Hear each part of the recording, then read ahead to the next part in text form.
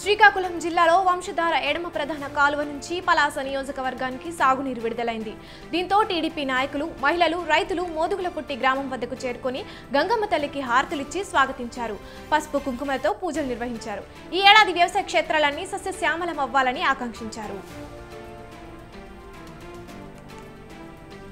యాదాద్రి భువనగిరి జిల్లా చౌటుప్పల్ మున్సిపల్ కేంద్రంలో బీఆర్ఎస్ నాయకులు ఆందోళన చేపట్టారు. కాంగ్రెస్ ప్రభుత్వం నిరుద్యోగులను మోసం చేసిందంటూ సీఎం రేవంత్ రెడ్డి దిష్టిబొమ్మను దగ్ధం చేశారు. యువతకు జాబ్ క్యాలెండర్ విడుదల చేయకుండా యువతను మోసం చేస్తున్నారని, ప్రశ్నించిన నాయకులను అధికారంతో అక్రమ అరెస్టు చేస్తున్నారని బీఆర్ఎస్ నాయకులు మండిపడ్డారు. శ్రీకాకుళం జిల్లా న్యాయస్థానం ఆవరణలో ప్రధాన న్యాయమూర్తి జునైద్ అహ్మద్ మౌలానా న్యాయశాఖ ఉద్యోగులకు అవగాహన కార్యక్రమం ఏర్పాటు చేశారు. మోటారు వాహన చట్టాలపై ప్రతి ఒక్కరూ విధిగా అవగాహన కలిగి ఉండాలన్నారు. ప్రమాదరహిత సమాజాన్ని ఆవిష్కరించే దిశగా అందరూ భాగస్వామ్యం కావాలని చెప్పారు. ప్రతి ఒక్కరూ విధిగా మోటార్ వెహికల్ యాక్ట్ నిబంధనలు పాటించి డ్రైవింగ్ చేయాలని విజ్ఞప్తి చేశారు. కామారెడ్డి జిల్లా సదాశివనగర్ మండలం ఉత్తనూరు గ్రామంలో గంజాయి బ్యాచ్ హల్చల్ చేసింది. మద్యం మత్తులో నిద్రిస్తున్న వ్యక్తిపై కత్తులతో దాడి చేశారు. పర్వతరావు తన వ్యవసాయ బావ వద్ద పశువుల పాకలో నిద్రిస్తుండగా ముగ్గురు వ్యక్తులు గంజాయి, మద్యం సేవిస్తున్నారు.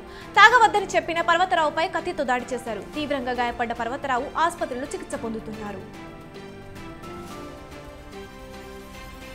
చిత్తూరు జిల్లా పలమనేరులో రోడ్డు ప్రమాదం జరిగింది. పెద్ద పంజాని మండలం బసవరాజు కాండ్రిగ వద్ద టూరిస్టు బస్సు కరెంటు పోల్ను ఢీకొని బోల్తా పడింది. కడప జిల్లా నుంచి టూరిస్టు బస్సు సుమారు 30 మంది ప్రయాణికులతో దక్షిణ భారతదేశం టూర్కు బయలుదేరారు. బస్సు అదుపు తప్పి కరెంటు పోల్ను ఢీకొని బోల్తా పడింది. ప్రమాదంలో 2 మృతి చెందగా పలువురికి గాయాలయ్యాయి. హుటాహుటిన స్థానికులు గాయపడ్డ వారిని ఆసుపత్రికి తరలించారు. వికారాబాద్ జిల్లా తాండూరులో విషాదం చోటు చేసుకుంది. పట్టణంలోని శివాజీ చౌక్లో లారీ ఢీకొని 9 ఏళ్ల బాలుడు మృతి చెందాడు. జనార్దన్ అనే బాలుడు తండ్రితో కలిసి బయటకు వెళ్లాడు. బైక్ పక్కకు ఆపి ఉండగా లారీ డ్రైవర్ లారీని తీస్తుండగా చక్రాల కింద పడి జనార్దన్ మృతి చెందాడు. కళ్ళ ముందే కొడుకు చనిపోవడంతో తల్లిదండ్రులు రోదన మిన్నుంటాయి. భద్రాద్రి జిల్లా చుంచుపల్లి మండలంలో విషాద ఘటన చోటు చేసుకుంది. విద్యానగర్ కాలనీలో శ్రీ చైతన్య ప్రైవేట్ పాఠశాలలో 7వ తరగతి చదువుతున్న విద్యార్థి హరికృష్ణ గుండెపోటుతో మృతి చెందాడు. చిన్నప్పటి నుంచి హరికృష్ణ గుండె జబ్బుతో బాధపడుతున్నట్లు మృతుడి కుటుంబ సభ్యులు తెలిపారు. మెదక్ జిల్లా రామాయంపేట మండలం కాంట్రియాల గ్రామంలో వర్షాల కోసం గ్రామస్తులు ప్రత్యేక పూజలు నిర్వహించారు. వర్షాకాలం ప్రారంభమై 4 రోజులు గడుస్తున్నా వర్షాలు కురవకపోవడంతో గ్రామస్తులు హనుమాన్ దేవాలయంలో నీరు పోసి అభిషేకం నిర్వహించారు.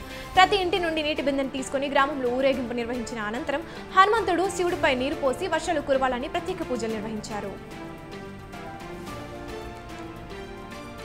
వరంగల్లోని భద్రకాళి దేవస్థానంలో జరిగే శాకంబరి నవరాత్రుల ఉత్సవాలను ఎమ్మెల్యే నాయని రాజేందర్ రెడ్డి ప్రారంభించారు. శాకంబరి రూపంలో ఉన్న అమ్మవారిని దర్శిస్తే అన్ని పానీయాలు సమృద్ధిగా లభిస్తాయని దేవాలయ ప్రధాన అర్చకులు శేషు అన్నారు.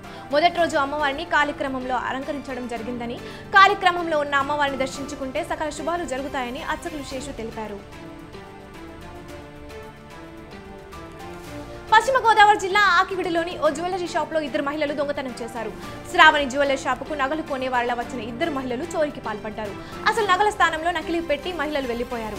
మహిళలు వెళ్లిపోయిన తర్వాత అనుమానం వచ్చి షాపు వర్కర్ గమనించగా నకిలీవని గుర్తించాడు. 2,40,000 విలువైన నగలను ఎత్తుకెళ్లారంటూ బాధితుడు పోలీసులకు ఫిర్యాదు చేశాడు.